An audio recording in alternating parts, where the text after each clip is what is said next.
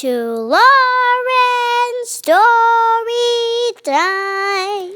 Dancing Hands: How Teresa Carreno Played the Piano for President Lincoln by Margarita Engle.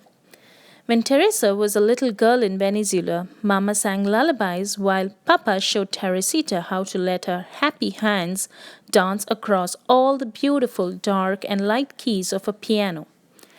At first, making music seemed magical, but Teresa soon learned that playing a piano could be hard work. Sometimes she had to struggle to make the stubborn music behave as she practiced gentle songs that sounded like colorful birds singing in the dark and light branches of a shade dappled mango tree, and powerful songs that roared like prowling jaguars beside towering waterfalls in a mysterious green jungle. If Teresa felt sad, music cheered her, and when she was happy, the piano helped her share bursts of joy. By the time she was 6, she could write her own songs, and at 7, she performed in the peaceful chapel of a magnificent cathedral, playing hymns that shimmered like hummingbirds. Music was Teresita's delight, but suddenly, when she was 8, a war changed everything. Guns blazed, swords flashed, and poor Papa had to rush the whole family down to the seashore and onto a ship, into a storm where wind howled, waves rolled, barrels tumbled, ropes snapped, and clouds bucked and kicked across the wild sky like angry mules. By the time the ship arrived in New York, Teresa felt lost. She was homesick. How could she ever play happy songs again in this unfamiliar country where she did not know a single friend? Few people spoke Spanish, and all around her curious strangers stared and whispered as if her whole family belonged in a museum of oddities. Worst of all, there was fighting here too. The horrible Civil War. North battling South as soldiers marched and newspaper boys hollered about victories, defeats, funerals, and fears. Without a new piano, Teresa would have felt even more lonely. But soon she discovered that wherever one is, some people are friendly, drawn together by songs. Musicians came to her home playing along while they listened to the dazzling notes of her dancing hands.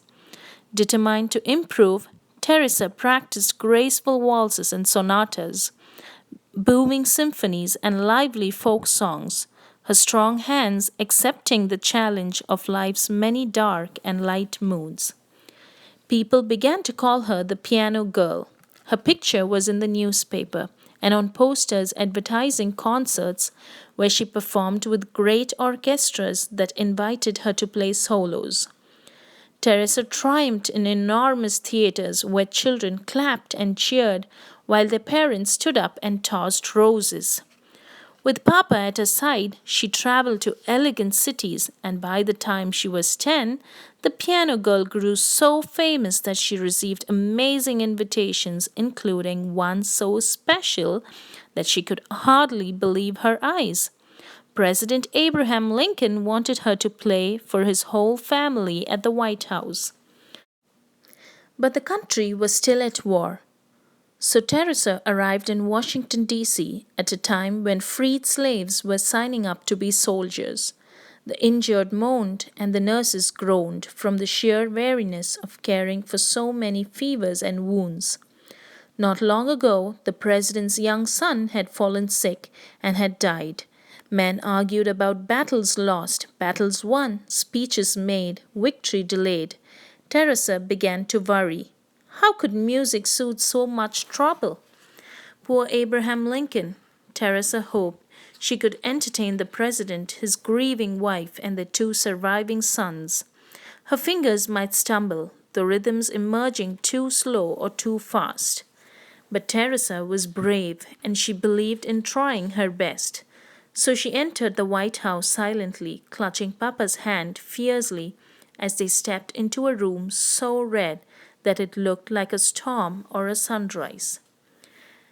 Teresa remembered how it felt to be a homeless refugee and how lonely she had been surrounded by strangers. some of them rude and others kind. The memory of meeting past challenges now helped her fingers dance, celebrating the way life had turned out to be a mixture of all sorts of feelings, happy and sad. But the piano was poorly tuned, making her music sound ugly. What should she do? Refuse to play? She stopped, feeling discouraged, until Mr. Lincoln smiled kindly and asked for his favorite song. Listen to the Mockingbird.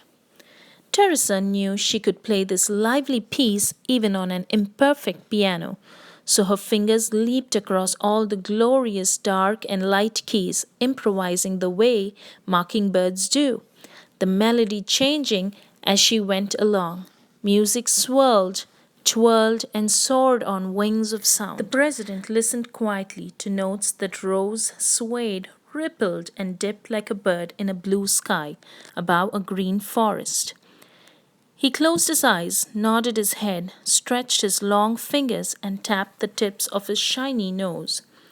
When the joyful song ended, Abe Lincoln stood up and clapped, smiling at the piano girl, who smiled too, because she knew that her music had brought comfort to a grieving family, at least for one brief, wonderful evening of dancing hands. From then on, Teresa felt certain she would always be bold enough to share her musical courage anywhere in the world, simply by letting her fingers travel across all the beautiful, dark, and light moments of hope. The end.